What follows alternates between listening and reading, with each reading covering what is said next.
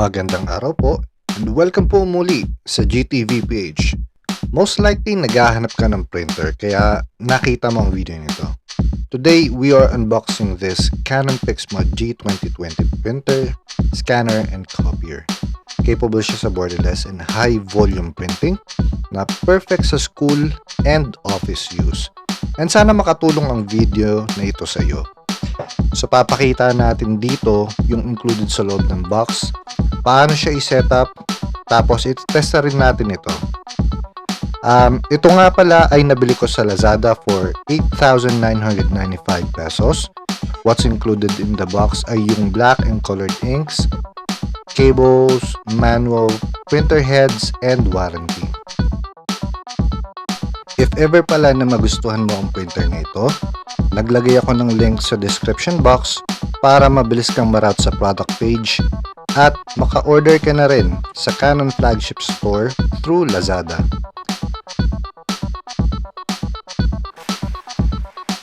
Before mo nga pala galawin ang kahit ano sa box, I would recommend na i-check mo yung authenticity ng Canon product na binili mo. Dapat meron siyang sticker na gaya nito, and all you have to do is lightly scratch the sticker to reveal the QR code. Download the Canon Red app, tapos iscan mo lang itong QR code. Also, to make sure, itabi mo yung resibo kasi isa siya sa mga requirements at lahat ng info ay nasa resibo na mismo. Pag na-fill out mo na lahat, submit mo lang, tapos you will receive a confirmation na authentic yung Canon product na nabili mo, na at the same time, na-register mo na rin yung warranty niya.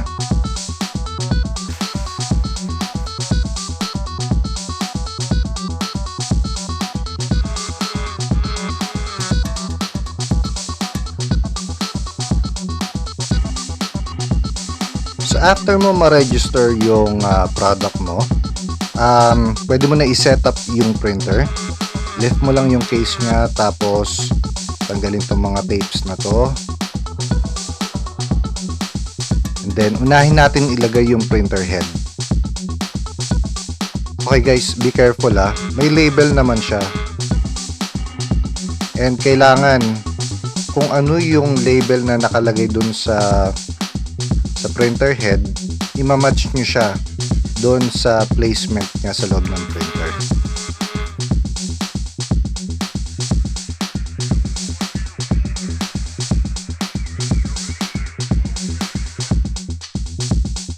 Okay, so pagkatanggal ng tape at paglagay, push lang natin pababa, tapos may parang lock dito, so i-press lang natin.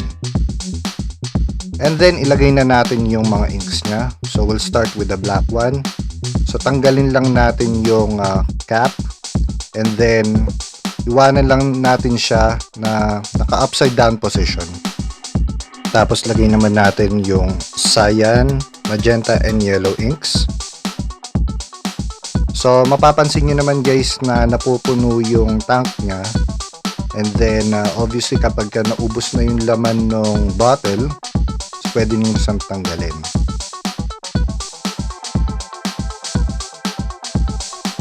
So after na ma-transfer mo yung mga inks from the bottles to the tank, so make sure na maisara mo uli yung ink tanks niya.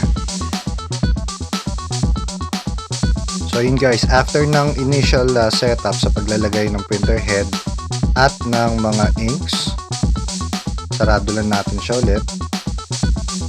Tapos i-plug na natin yung mga cables niya. So ito ay yung USB cable. So ikakabit mo siya sa computer. Tapos dito naman sa side na to yung power cable.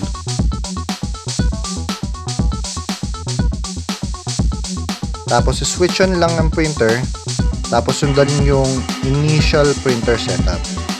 So sa stage na to, you'll be asked kung anong preferred language mo, tapos kung nailagay mo na ba yung printer heads and ink.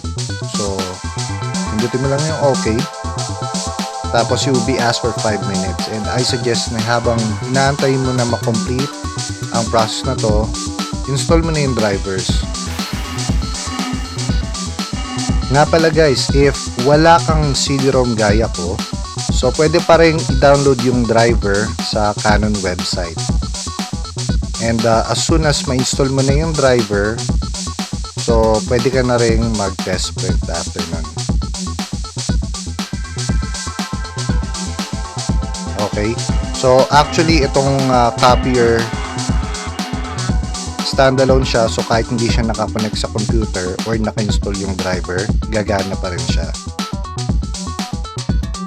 The only time na kailangan mo lang naman yung driver is if magpiprint ka and yung mga files is manggagaling sa computer. Okay, so mukhang okay naman siya.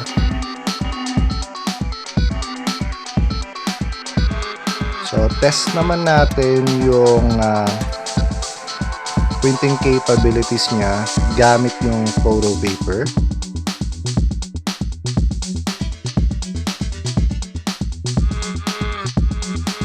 So ayun, mukhang okay naman, pero may napansin lang ako. So, try natin ulit, this time borderless naman. So honest review lang guys, no, sa normal paper print okay siya at mabilis, pero na-notice ko kapag glossy photo paper, masyadong light kahit na naka high quality tapos may mga roller marks.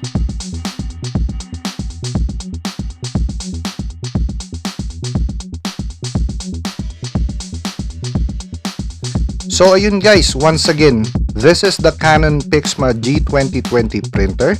And sana ay nakatulong sa iyo itong review na ito sa paghahanap mo ng bagong printer. Thanks for watching and I'll see you sa mga susunod na unboxing natin.